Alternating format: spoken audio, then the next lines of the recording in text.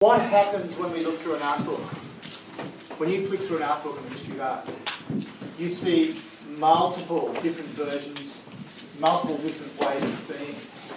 So it's very important in drawing to find your drawing voice and to find that language that actually creates imagery. And then structure then becomes relevant word. Now, it's about resonance, it's about ambience. It's not about how good can you draw a figure, how good can you draw a dog, how good can you draw an apple. No, this is about actually finding bridges to who you are and then identifying your role in your expression and how you can get that through. So dialogues are about creating a kind of context in which you can actually draw. Okay, all right, so let's try something else. Let's have a think about the way we draw. Okay, this one, what I want you to do is draw with both hands. Okay, if you go to the charcoal, break it in half. Okay, this is about decontrolling the image so that you don't draw in a kind of predictable or preordained way, but again, you actually acknowledge the kind of clashes and the kind of calamities and upheavals that happen as we draw, and we all have them. This is a way, an unstuck strategy, so you don't get stuck. Try two hands, do some messy drawing, get bad at drawing after a while. Just let go and just use both hands. Even if it comes out crazy, distorted, absurd, we need a bit of that to get ourselves in a more lyrical mood. Okay, so using both hands for this one, right hand, left hand, having a chat. Time, okay? Your hand doesn't go up ridge, down ridge, just on the paper the whole way through, and you sit on the surface of the paper. So you don't draw arms, legs, noses and faces, but we have a look at the quality and the energies of that unbroken line, so we can actually go through, right through that image on that line, okay? So everything's happening on that one wavelength, like an ECG or an E, what do you like, EEG or something, just working on it. It's not impossible, we can do it. No thinking, just don't think. Okay, it's virtually like doing a meditation at the moment. It's almost like meditation. Okay, thank you. I just wanted you to just get a sense of that. All right, so all this stuff that we've been doing at the moment is all each of these images that are going to go very, very fast. Let them one round on top of the other, so you don't. This is a wrecking yard. It's a wrecking yard exercise. Take an image, let it land on the other. We're going to shape the image out here back until it breaks into bits into language on the paper. 30 seconds.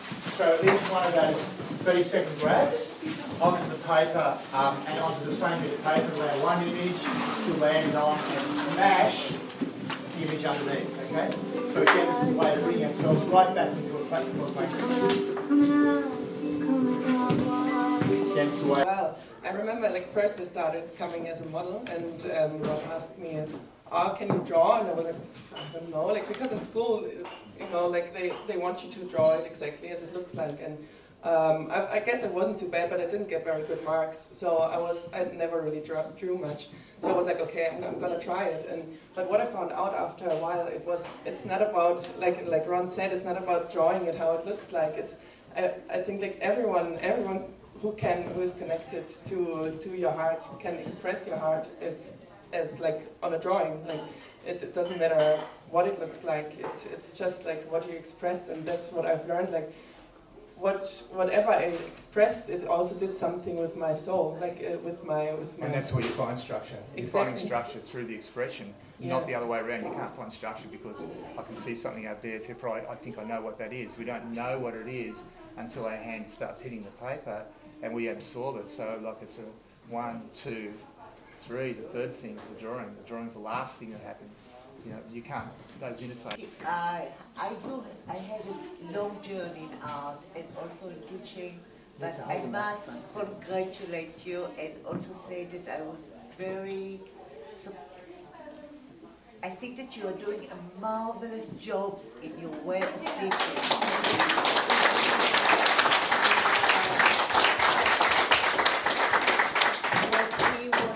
able to take out of you and to make the connection between yourself and the line is there standing like a mentor. You know, it's so nice for me to draw and to hear your voice talking around all the time.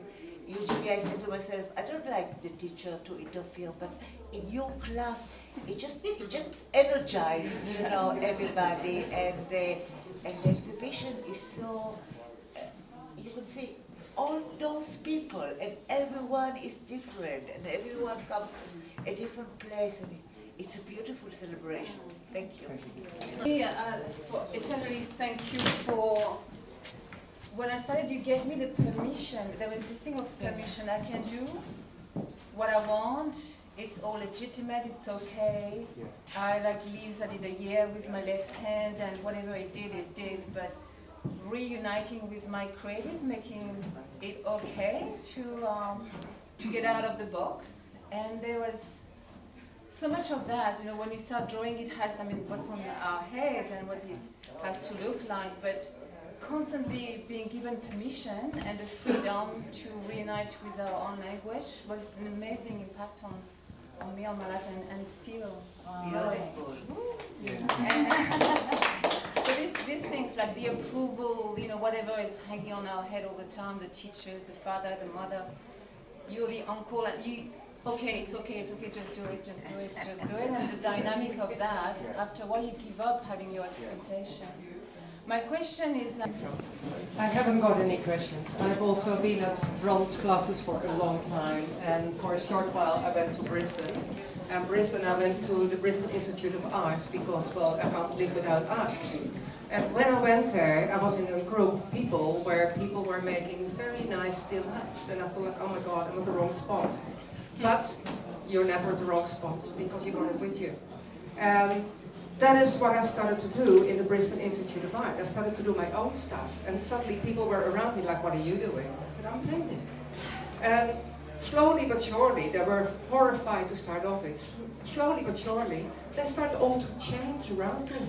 There were, of course, people that really liked what they were doing, and they were keep on doing it. But a lot of the others that came there once a week just to play, started to really play. And that was fantastic. And what I like to say to Ron is, you saved me lots of money. Yeah, I would have seen a psychiatrist if I didn't paint, and if I couldn't be in your classes. So every time that I come, I have quite often I'm on the feeling of like I'm being stuck, and start to feel that little bit of fear. And that little bit of fear makes you step back and start to look at your work and think like, oh my God.